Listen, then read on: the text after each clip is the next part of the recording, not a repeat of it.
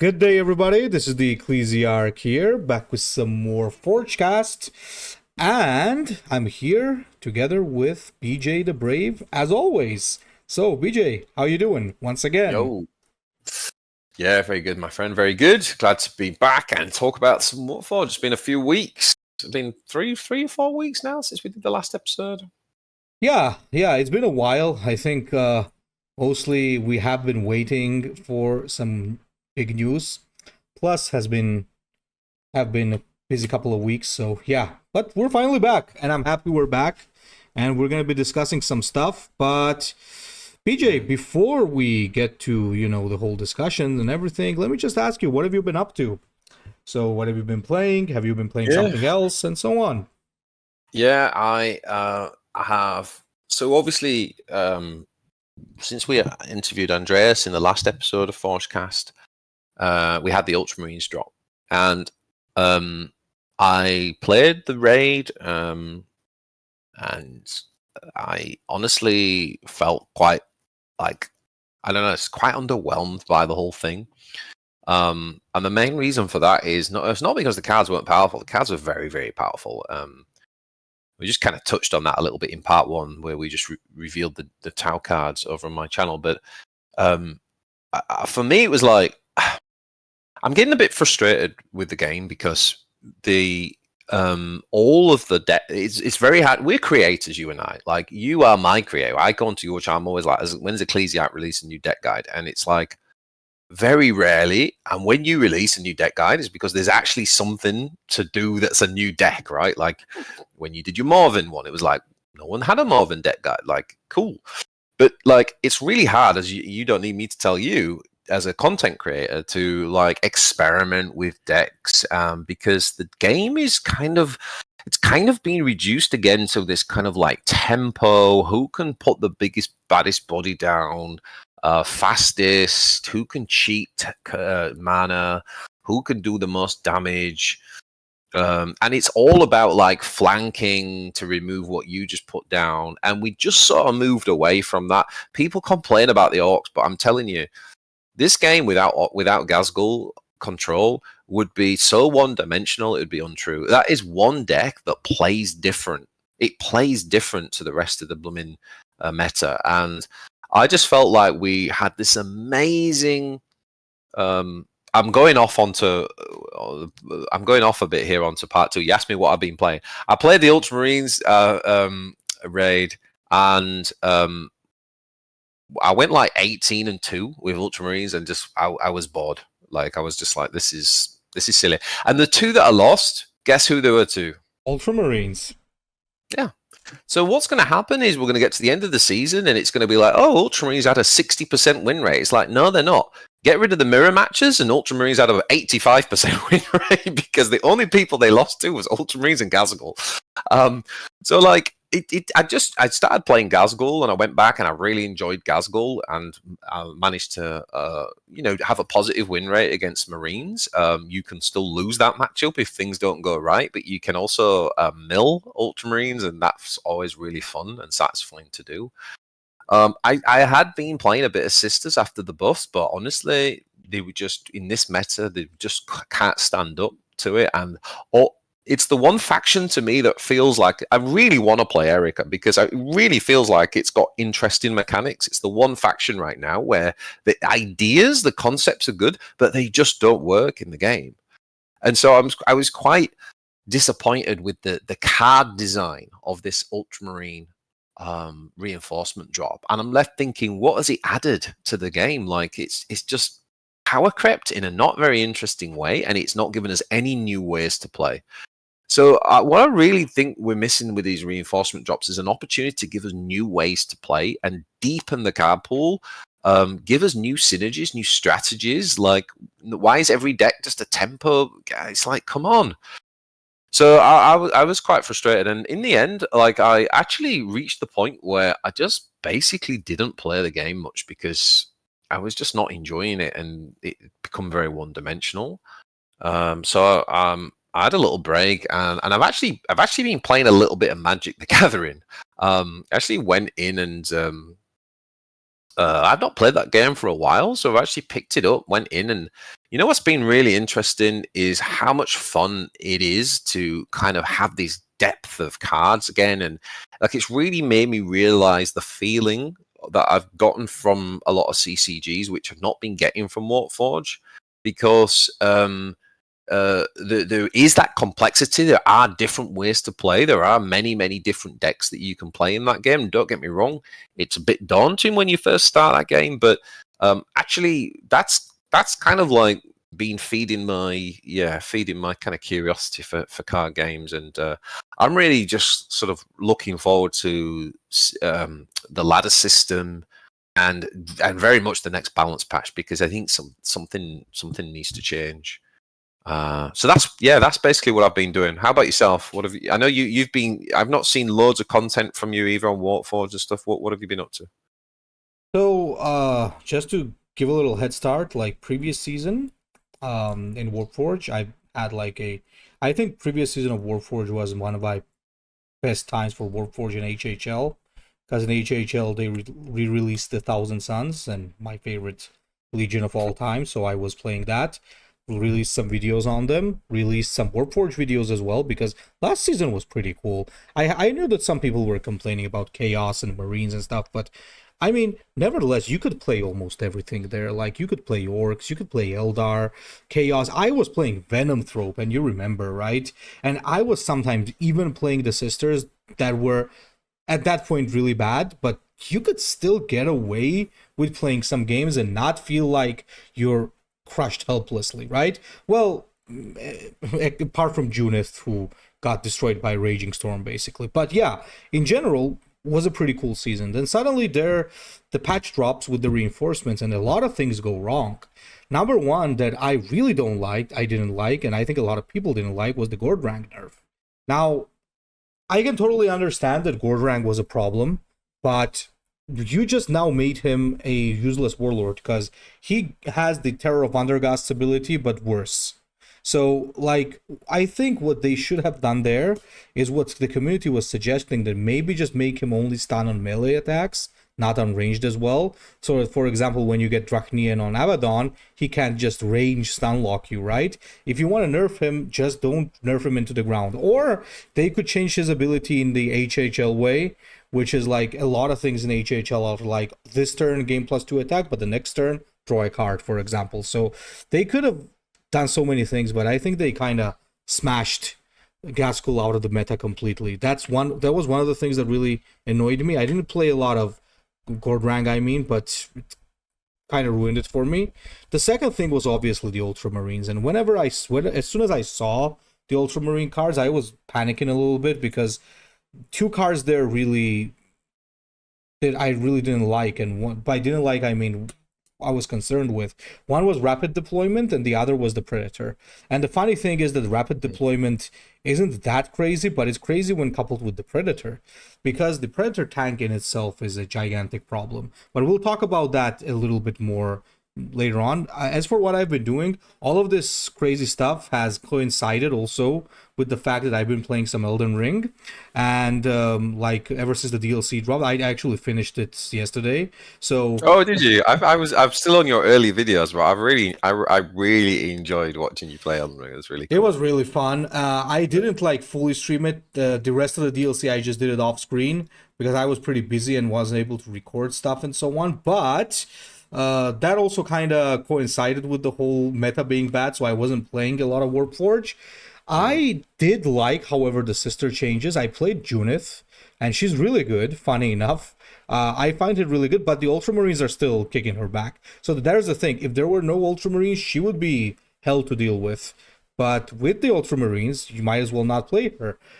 So it's the situation really is not making me want to play a lot of Warforged currently until this whole Ultramarine problem settles.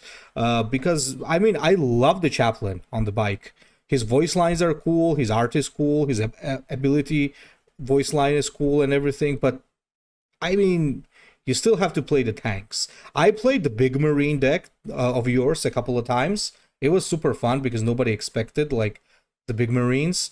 But, still, yeah, you play, you have fun, and suddenly somebody, oh, I got the Predator tank, so now please kindly resign the game. So yeah, I don't think so. Plus, it also coincides with the fact that people are playing Varo Tigris, so they always have necessary stratagems in their hands. So kind of ruined it. So I haven't been playing a lot of Warforged lately.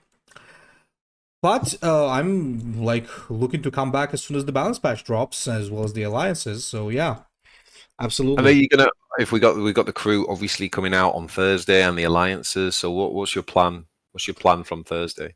I'm gonna farm the raid a little bit for the Kroot. Obviously, I want to get the cards.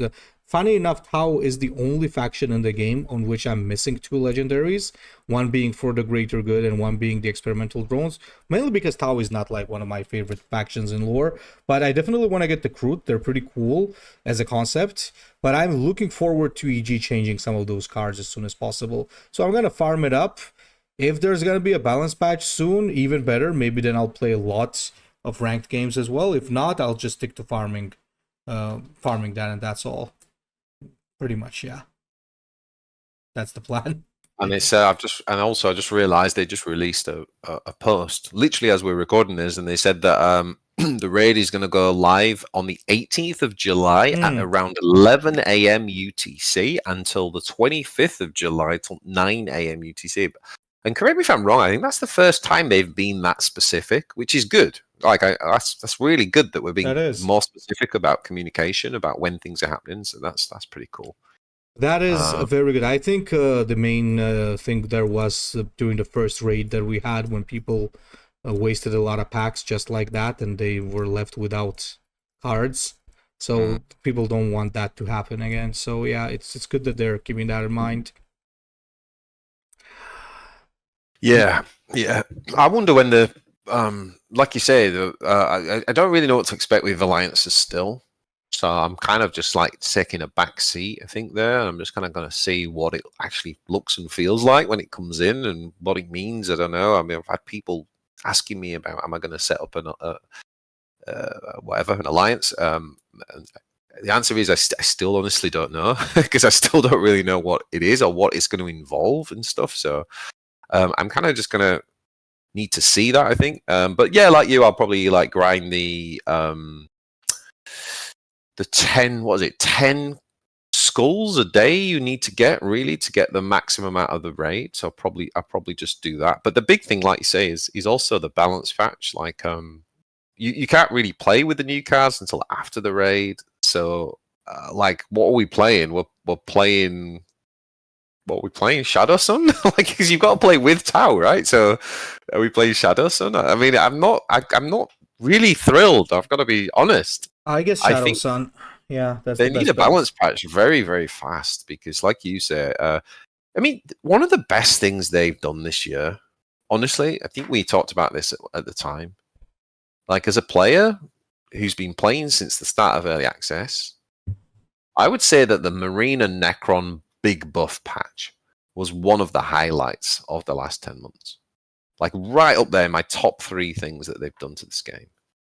And they could do with one of those right now, because this Marine meta is killing it.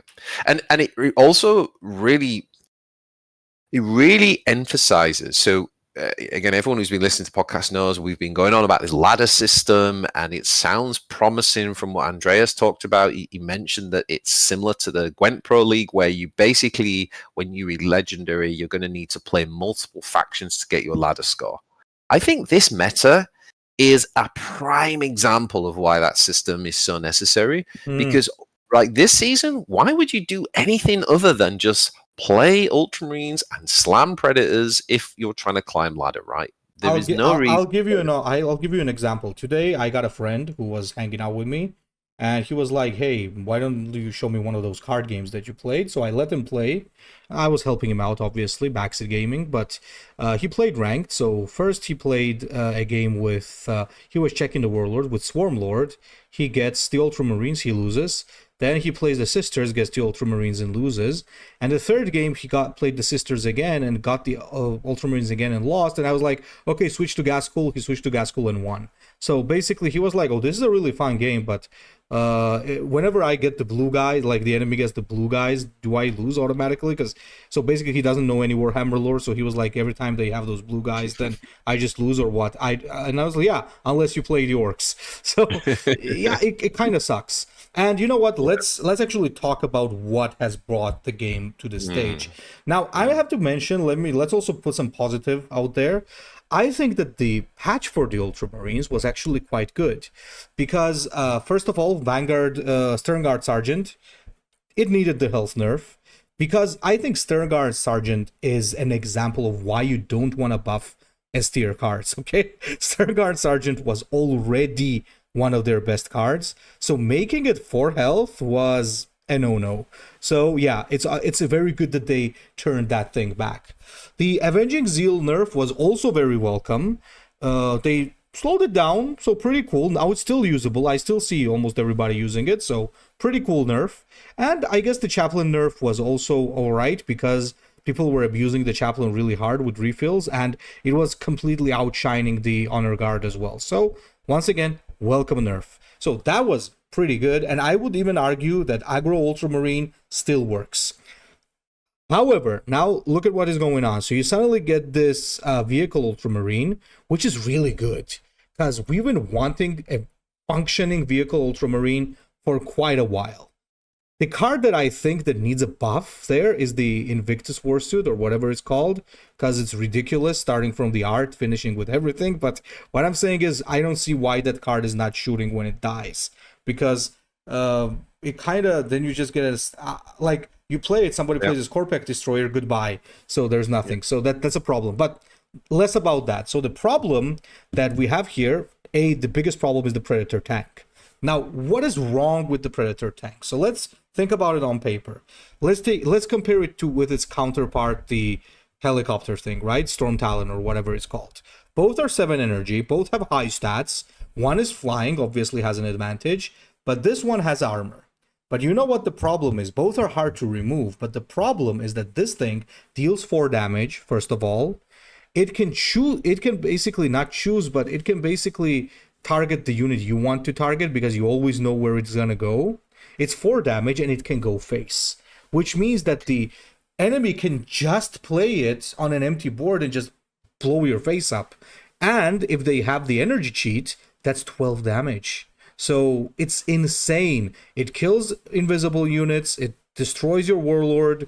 It is just overtuned. And the other problem that that card has is that it's completely outshining its counterpart, the helicopter, basically. Because why would I run that if I have this? Why? Because it's flying? No thanks. Because this card has single-handedly obliterated the game. Because whenever the Ultramarines drop that, the problem is that they play it, they for sure kill your unit on the board, and suddenly they have retaken initiative, and they have this gigantic tank on the board, which is hard to remove, and is going to keep dealing a ton of damage as the time passes.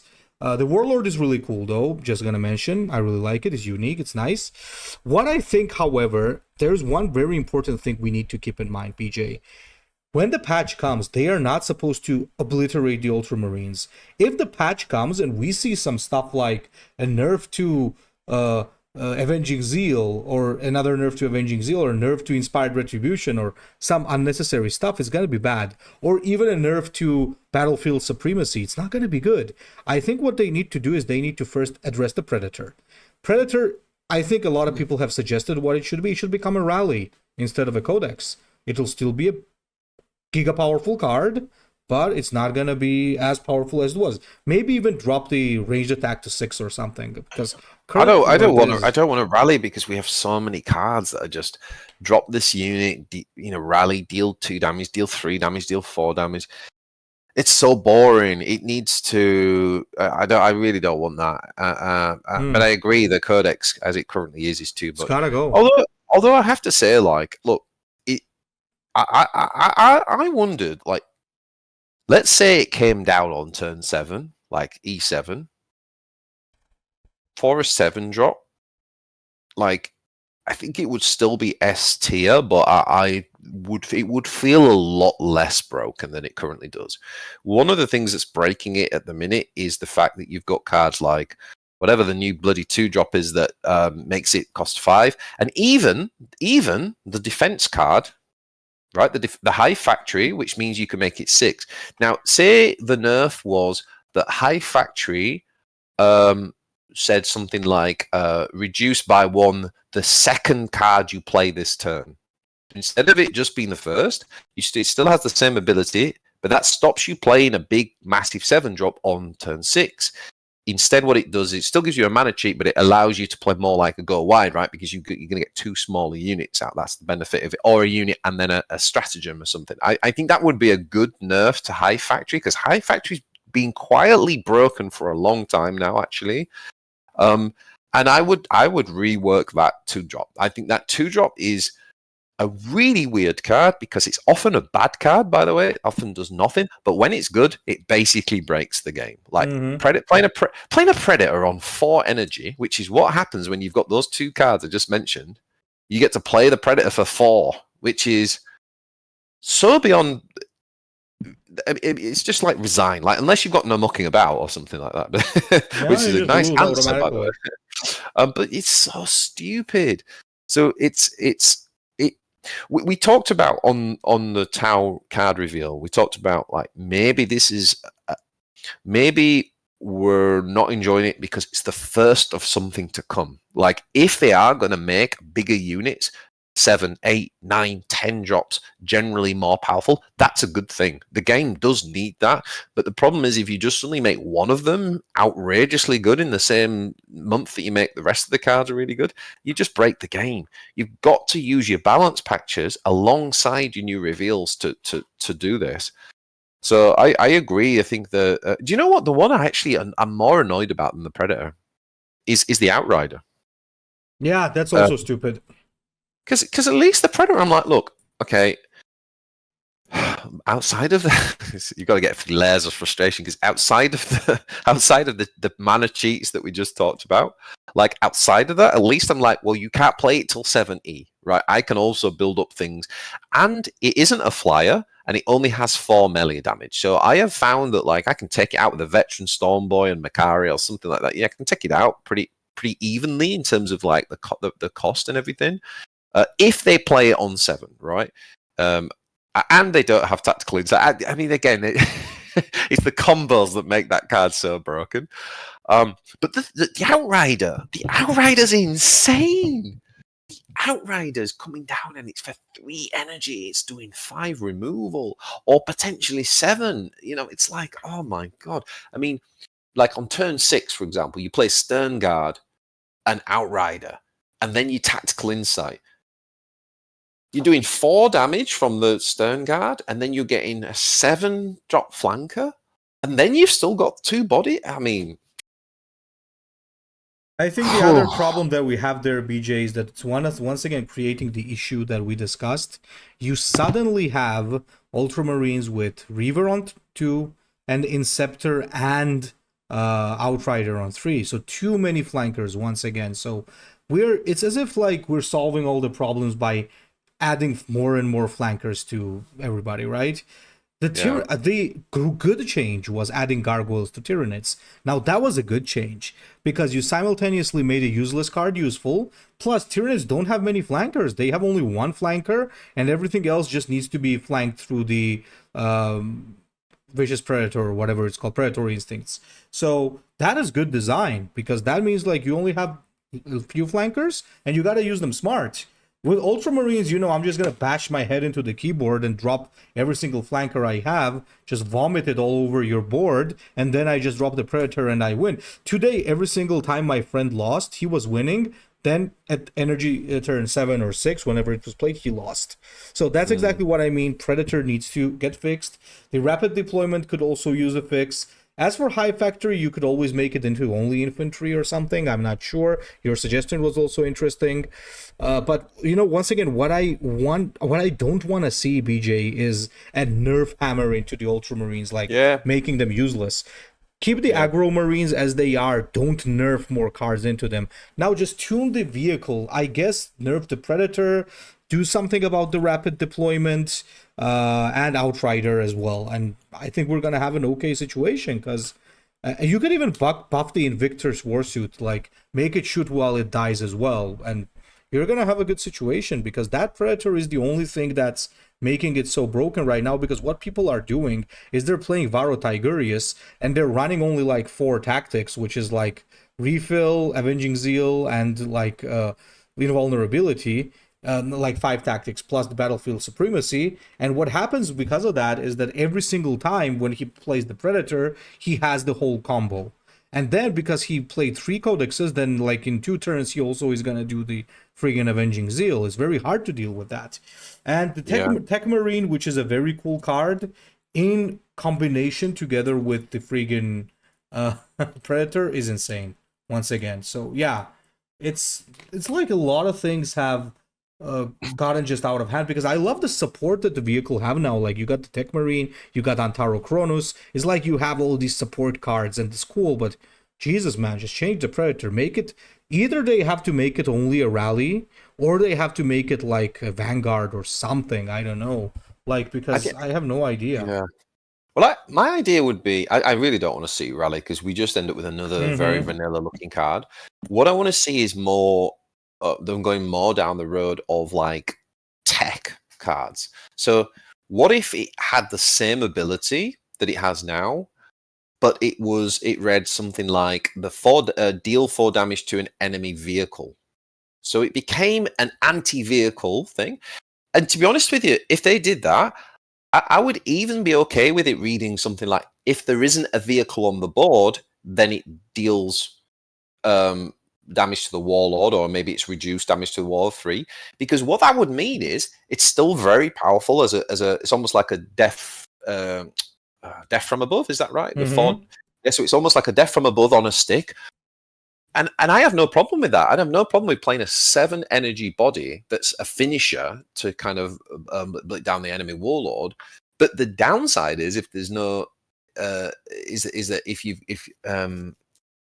it doesn't help trade the board. Like, at the minute, it can just, it's like it's a win-win situation right now, right? It either blows up the board, which is what you need if your opponent's got a board. If it hasn't got a board, then it does this. Whereas if I had units and it didn't attack them because they weren't vehicles, then he's not helping himself with the trade war. And now I get to swing back at a unit that, yes, it's got armor, but it's only 4 melee attack.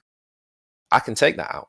So even just something like that, I agree with you that they can't just take a nerf back to everything, otherwise they'll destroy the faction. And they're not being good at kind of like understanding that cumulative effect of nerfs. Like, if they make 7 nerfs, they add up to like that's what happened with Tau and other things. I think they've just destroyed factions. So I would agree. I get rid of the Outrider, like sort that out. That just needs to be a different ability.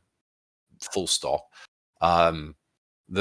Get rid of that the mana cheat thing, because I think that's really not good for the game, not a positive direction at all.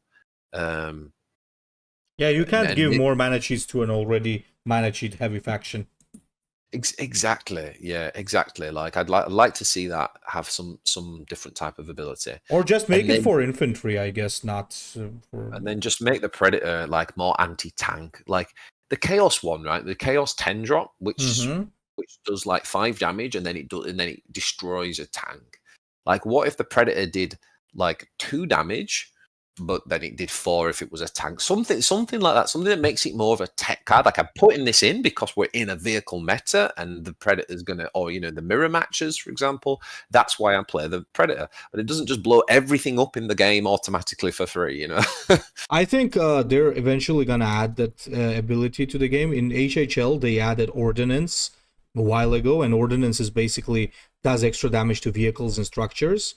So that's something like that would be cool. Or you could make it like an anti-armor one. Like, either you could give it like a codex ability, deal X damage to a vehicle or a unit with armor, for example, or something. It's a Predator Annihilator, right? Yeah. It's supposed to target some heavy stuff. So yeah, I mean, there are many ways you can do it, but currently is just not good. I think in general what the game needs is more specialized stuff, like some cool different directions, not just rally do this and just win the game. That's why I think there's huge potential in the Kroot reinforcements. They just need to change all those flanks into something more interesting. Like as I said, like that 7 energy card, just remove the flank and give it the ability to gain camouflage. Are you kidding me? Like 7 energy, 8 health with camouflage would still be great. It would be a good late game unit. I'm honestly not even worried about that card. I think it's going to be good. Obviously, I think it's the one before that Yeah, makes me that one's more. stupid. The 6 energy, 10 attack flanker. It's like, why? I agree. I think the state of the game. So, to me, there's two points that really stick out, and see if you agree with me on this in terms of when we've had really good metas, right? The first one was when we had. It was around the time when we had Uriel aggro, when they gave Uriel the extra card, right? And like 2 weeks later, the Gordrang expansion came out, and we gained these cards like armor, and we were suddenly able, for the first time in Warforged, really, I mean, maybe Imatech could do it, but we could suddenly build like a proper control deck that took our enemy to fatigue. So we had this like aggro deck that was top of the meta. Then we got this control deck that was creeping up, and then we still had all the tempo decks. So for me, the reason why that's one of the 2 best metas is because you had multiple different archetypes, aggro, mid-range, and control. And I don't know about you, I cannot think of another time where we've truly had that. I know we've kind of had it a little bit, like Imatech's been control, but it's been very, very tempo heavy. Like if you have a good early curve, you win the game of Warforged. Whereas that meta, it really was like, okay, Gordrang can stand up to Uriel, but then Uriel beats down the mid range. It was brilliant. It was a really fun meta.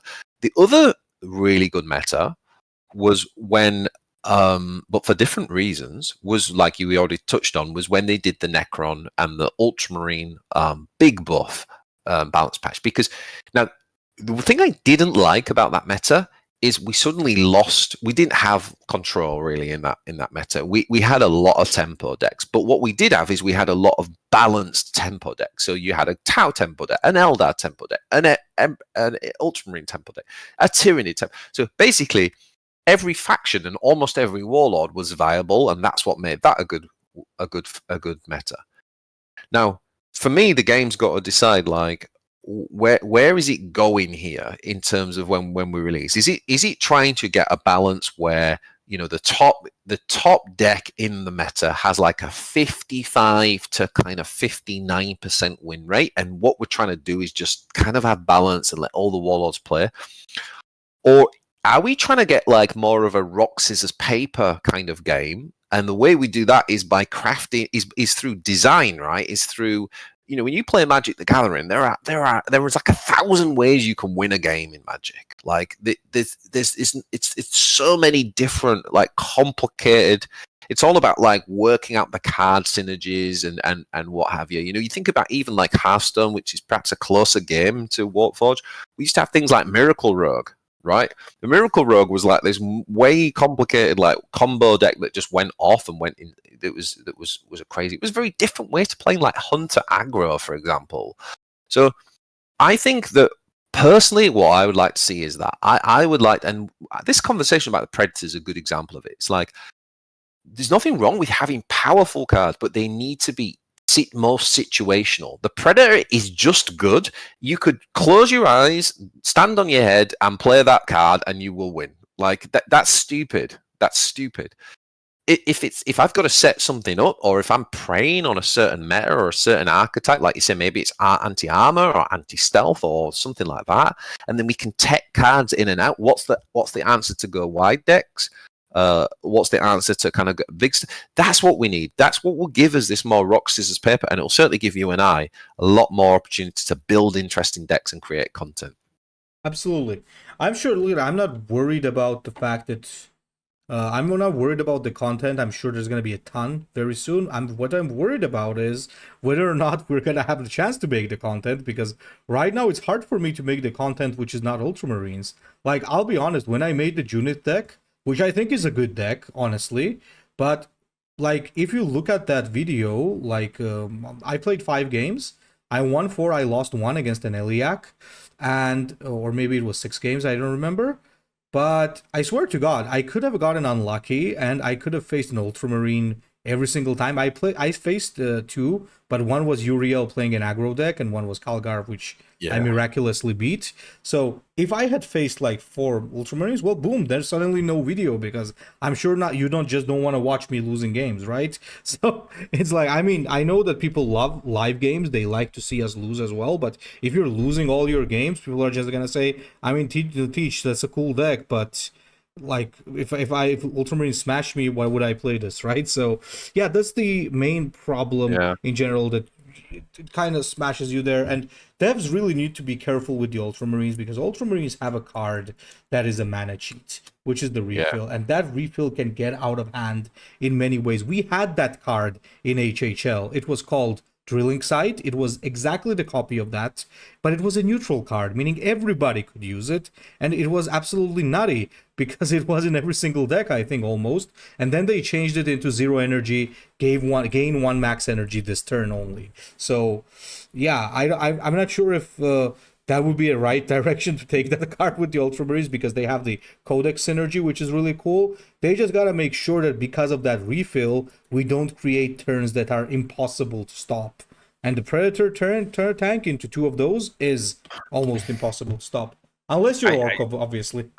And the thing is, I mean, I agree with everything you say, but I tell you, I think in my head, I think I've gone one step further, and I think it is from picking up Magic and just playing another game for a little while, because it's like we can keep doing this thing every month where we go, this is too powerful, we need to rein it in. We'll be doing that forever, right? But like, feel like what's missing it. Like, we just released a reinforcement drop for Ultramarines. Why did it have to be about Codex? Like, we just had an opportunity to introduce a new archetype, a new style of play for the Ultramarines. And and so what I've realized, I think the clue is in the word, right? Like, reinforce. Like, I think what they're seeing these batches of 10 cards as doing is basically reinforcing what already exists. And if I'm right about that, I really don't like I personally would, because we know it's a small team and we know the resources are limited. They can't do everything. And I personally would switch direction with the reinforcement drops, because if you're going to add new cards to the game, then it's an opportunity to add new. It should be an opportunity to add new ways of playing, and not just more Codex. That is already so synergistic. There's so many options there. We could have added a new way. We could to Marines. Vehicle, for example. Like, if you look at a fast aggro deck versus a vehicle deck, they're both using Codex. Whereas it could have been we could have had a different synergy. We could have, vehicles of the Imperium or whatever. I don't use my creativity on the wording, but, vehicles of the Imperium could have been its own rule, which does something different. And that's what Magic does. Like, that's where I think this game needs to, as we add cards, we need to deepen the pools. We need to deepen them in a way that gives new ways to play, helps us design new decks, has different counters. If a vehicle deck's doing really well, where's your anti-vehicle stuff? If an armor deck's doing really well, where's your anti-armor stuff? In every faction. And I think that's where my head's gone to now, is that I actually aren't sure about this direction with the reinforcement drops, especially when it's taking up 60-70% of the months. So this is what the devs are working on. Like, I don't know. I hope it's making them a lot of money, because it's not that fun. It's not that fun. What's your favorite reinforcement drop so far?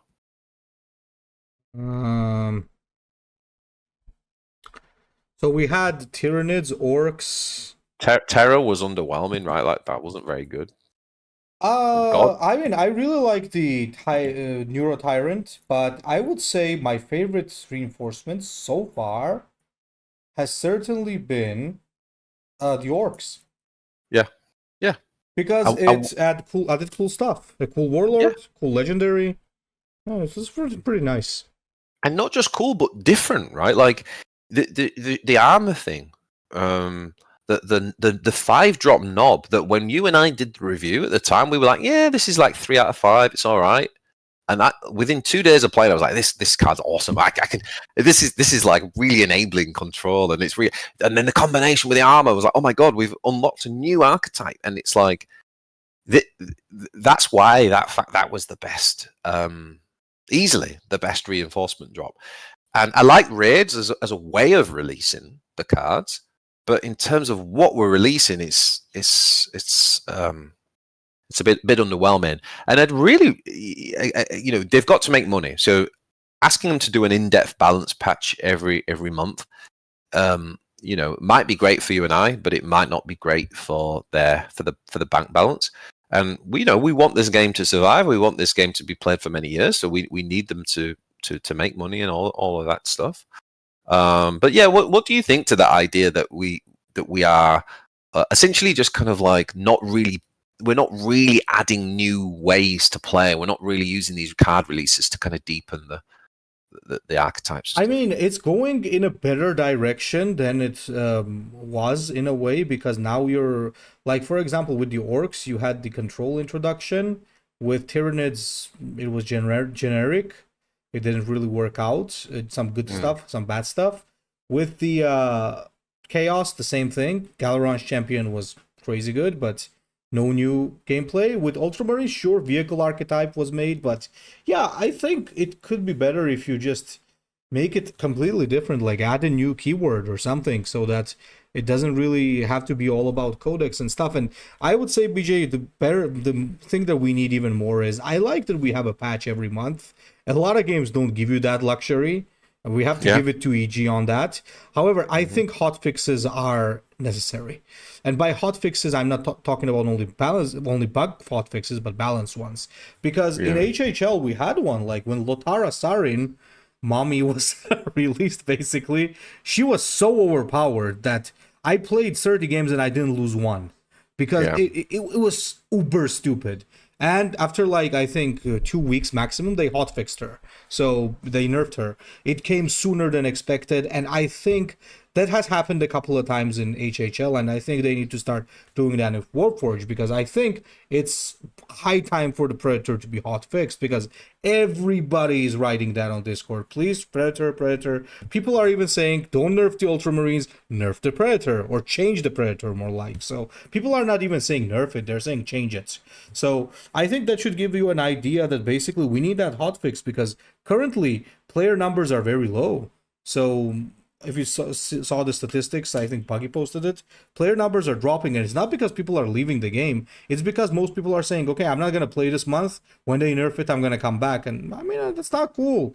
Like, why should people be waiting for the next month to play the game that they like? So yeah, hotfix that shit, man. Just, make it playable for everybody else, and, people will be back instantly to the game. 100%. Yeah. 100%. 100%. I think we are singing from the same hymn sheets. So, bear with it, guys. It's not a fantastic meta, but this is the nature of card games. Card games do, when you play them for years, they go through these cycles, they go through these phases. Some months they're good, some months they're not. We want new cards. Sadly, new cards do unbalance the game, so we have to kind of live with this tension, and we're all passionate about the game, and that's why we get annoyed. And I do feel sorry for EG, because they're not it's not unusual, like every developer comes up against this, and it's a really hard genre to get right. But yeah, I'm with you, man. I agree with everything you said. We just got to sit tight. We got the Kroot coming out. Let's see what this alliance is like. That might inject some fun, playing a different way with whatever the alliances is. I cannot wait for the new ladder system. I mean, to me, that can't come soon enough, because this season would have been totally different, right? I'm looking at it going, right, okay, fine. Let me get my 25 games in with Erica now. I've done my Ultramarines, and also everybody else has done their Ultramarines too, so they have to move on. So that means that you're not just playing against Ultramarines, you're playing against other stuff, and that would have made this season completely different. So that, for me, the ladder system cannot come soon enough. That is the big one. Absolutely. But we shall sit tight. Hopefully it is not too long. All right, guys. Until next time, let us know your thoughts in the comments. What have you been playing this season? Is there anything we've said that you kind of like either, let us know what you think. Do you agree with what we said? Is there anything that you would kind of add to the conversation? Always love interacting with you guys in the comments, both of us. So we really appreciate that. Like and subscribe, all that jazz. We have just released, of course, the Tau thoughts on the new cards, which you can go and check on my channel as well. But until the next time, see you later. Thanks, man. See you guys.